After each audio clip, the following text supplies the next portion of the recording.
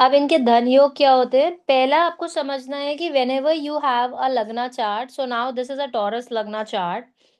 सबसे पहले आपको देखना है कि उसको धन देने वाले प्लैनेट कौन से हैं। तो अभी जो इनके धन देने वाला प्लैनेट इनके केस में एक मरकरी है, 3 नंबर मेंशन्ड है यहाँ मरकरी।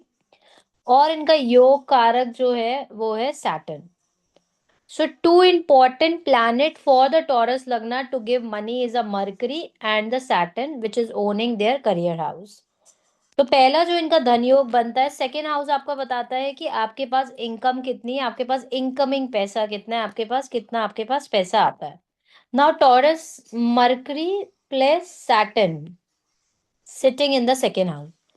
तो now you see Mercury fifth house lord sitting in the second house, अपना खुद का lord of the second house sitting in the second house, your career lord sitting in the second house, your luck house sitting in the second house. So if a Taurus Lagna having Mercury and Saturn together in the second house, तब आप बोल सकते हो कि इनके पास money है। अब ये धन योग आपका कब बनेगा, जब एक बंदे के नेटल चार्ट में ये योग है, साथ में यूनिवर्सली भी जब ये योग आएगा कि सैटर्न इनका यहाँ पर बैठेगा और साथ में इनका मरकरी भी आ जाएगा, तब भी हम बोल सकते हैं कि टॉरस लगना वाले के पास धन होएगा, अगर उसकी सैटर्न की दशा चलती है या फिर मरकरी की दशा चलेगी।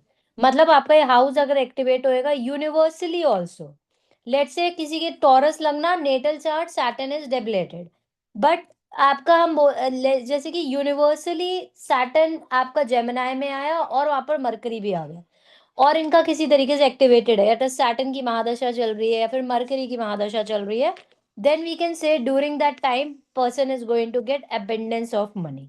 तो काफी ज्यादा इनके पास पैसा आता है। तो ऐसे इस तरीके से you have to do the calculations.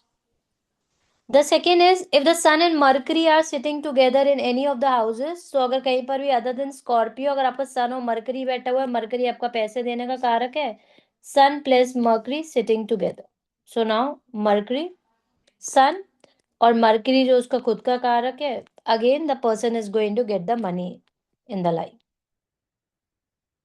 अगर किसी का Sun is sitting in the seventh house, sun is sitting in the seventh house and Venus is sitting in the fourth house. So now sun, fourth lord sitting in the seventh house, we can say after the marriage, the after marriage partner के through आपके पास पैसा आएगा, आप पैसे के बाद मतलब आप मैरिज के बाद आपका पैसा बढ़ेगा। Venus, it is owning your Lagna lord and your sixth lord sitting in the fourth, means from the past life you are carrying the energies of money.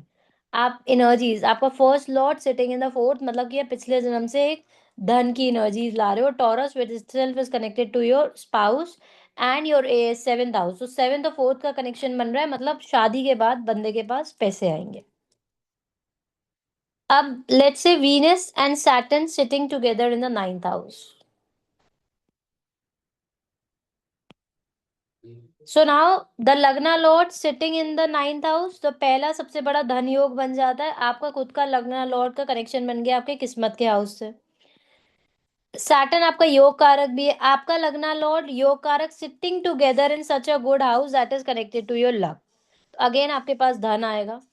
Career house, tenth house lord sitting in the ninth house, again the person is going to get the success career wise, so this shows that the person will be lucky when it comes to money. Fourth scenario, taurus लगने वाले के पास धन कब आएगा, when Venus is sitting in the first house, Saturn is sitting in the ninth house. अब Venus, your own lord, exalted position, Saturn exalted position, ninth lord, your Yokarak is in exalted position, 10th lord sitting in the ninth. So for the Taurus Lagna, if the Venus is there in the first house and the Saturn is there in the ninth house, that again represent the person is going to get huge money in the life, and it is applicable both at the time of the natal birth chart, at the time of the natal birth, as well as universally when the planets are moving. The next scenario is if Venus is sitting in the first house, Saturn is sitting in the fourth house, and Sun is sitting in the 10th house.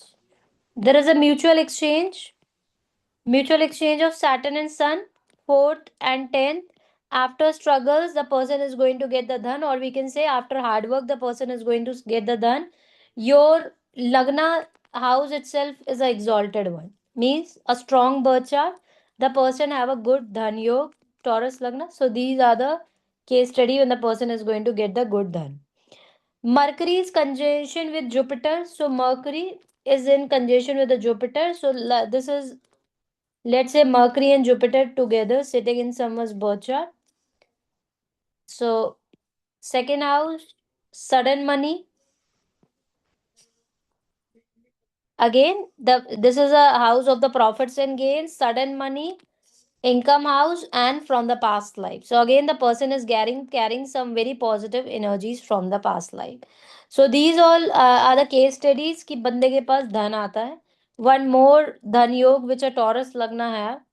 Venus is sitting in the first house and उसका खुद का congestion हो गया है mercury के साथ. Second Lord के planet ने आपके सेल्फ पर कंजेशन कर दिया, एस्पेक्ट कर दिया. Again the person will get a धन.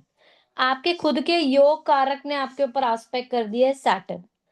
टॉरस लगना, सैटर्न आपके खुद के योग कारक ने अगर आपके ऊपर एस्पेक्ट कर दिया, then the blessings is there.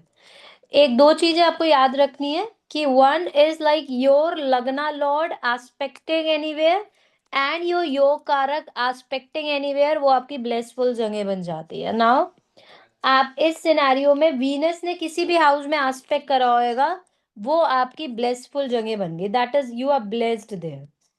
हम ऐसे बोल सकते हैं कि आप उस जगह को लेकर आप अपनी लाइफ में ब्लेस्ड हो गए. अगर आपका सैटर्न इस केस में योग कारक है, अगर टॉरस लगना, सैटर्न जहां जहां उनको आस्पेक्ट करता हो जाएगा, हो सकता है चैलेंजेस है बिकॉज सैटर्न एक मैलेफिक प्लैनेट है, but with time Saturn is not act bad for the taurus लगना. तब वो सैटर्न बैड एक्ट करेगा बिकॉज सैटर्न इज अ बाधक एज वेल एज द योग कारक.